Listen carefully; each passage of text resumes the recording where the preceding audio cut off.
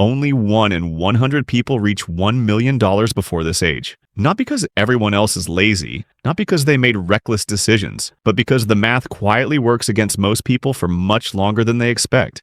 Here's the uncomfortable part. $1 million sounds massive. On paper, it is. But in real life, it translates to roughly $40,000 a year using a conservative 4% rule. That's about $3,300 a month, enough to cover basics, reduce stress, and buy flexibility, but not enough to live some fantasy version of wealth.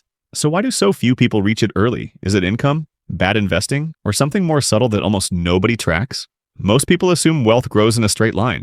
Work harder, earn more, save what's left. That assumption breaks down quickly, because the early years aren't about how much you earn, they're about how long your money is allowed to compound, and time doesn't negotiate. Miss it early and no promotion later fully replaces it. Here's the quiet contradiction. People treat $1 million like a finish line. In reality, it's a timing test. Reach it early and the math starts doing the heavy lifting for you. Reach it late and suddenly you're sprinting while the clock speeds up. So when does that 1 in 100 moment usually happen?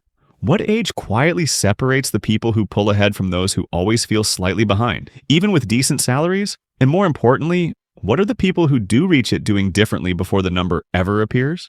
We're not chasing motivation here, we're chasing clarity, because once you see the pattern, this stops feeling intimidating and starts feeling predictable. Quick note, if calm, data-driven explanations like this help you think more clearly about money, the like button quietly helps this reach people who are tired of noise.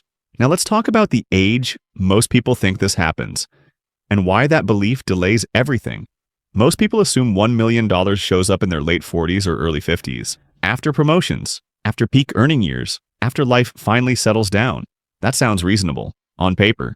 In reality, that's where the math starts to tighten, because by your late 40s, time is no longer generous, it's precise and slightly unforgiving. Here's what the data shows. Among people who reach $1 million at all, only about 1% get there before their early 40s. The other 99% arrive much later, or never do.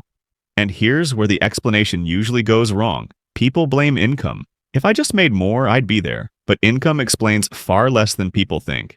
Two households earning the same salary can end up decades apart in outcomes. Why? Because wealth isn't built by peak income. It's built by early behavior that looks boring. Consistency before confidence. Saving before lifestyle upgrades. Staying invested during years that feel pointless. That's the part most people miss. Early on, progress feels invisible. Your first $100,000 barely changes your life. Your first $250,000 still feels fragile. So people ease off. They upgrade. They assume they'll get serious later. Later is expensive.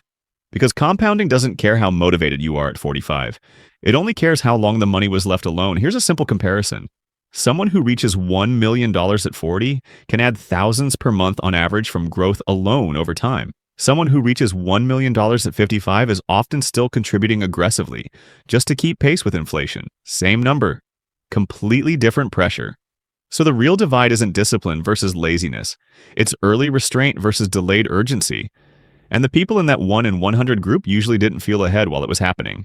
They just felt patient. Which leads to the uncomfortable question. If income isn't the main limiter, and the number itself isn't the hard part, what actually creates the gap? This is where the age breakdown gets revealing. Because the real divider isn't $1 million. It's what happens long before the first half of it shows up. The gap is created much earlier. The true inflection point isn't $1 million. It's roughly the first $200,000 to $300,000. That phase almost nobody talks about. Why? Because it's slow, quiet, psychologically unrewarding. Let's translate the math into real life. At $100,000 invested, a good year might add $7,000. Helpful, but not life-changing. At $200,000, growth might add $14,000 a year. Still subtle, still easy to dismiss. So most people misread what's happening. They think, this isn't working fast enough. That assumption quietly resets the clock. Here's the reframing that changes everything. The early phase isn't about returns, it's about positioning. You're not trying to feel rich. You're trying to stop being fragile. Once you cross that early range, the system starts carrying more weight than your effort. At $400,000, growth can cover a major bill. At $600,000, it can cover housing in many places. Part of an income stream. Same behavior, different scale. That's why age matters more than amount. Reaching $1 million at 40 means the next decade does most of the work. Reaching it at 55 means you're still the engine. And engines get tired. Here's the uncomfortable truth. Most people don't fail financially, they just start too late because they were waiting to feel ready. But readiness is a feeling. Compounding is a process. The people who reach $1 million early weren't smarter. They simply stayed consistent during the years when nothing felt impressive. That's the psychological flip. Wealth doesn't reward intensity. It rewards durability. So the question stops being, can I ever reach $1 million? And becomes something much calmer. What does my timeline look like if I stop interrupting the process? Because once you see that clearly, the pressure changes, and so does the strategy. That's when you realize the truth. $1 million was never the real milestone. Timing was. Only 1 in 100 people reaches that number before their early 40s. Not because they cracked a secret, but because they didn't keep resetting the clock. They stayed boring longer than most people can tolerate. Here's the part that gives control back. You don't need perfect timing. You don't need extreme income. You don't need to feel ahead. You need continuity. A plan that survives raises, lifestyle temptation, and long stretches where progress feels invisible. If you're behind today, that doesn't mean you failed. It means the process hasn't had time to compound yet. And time only needs one thing from you.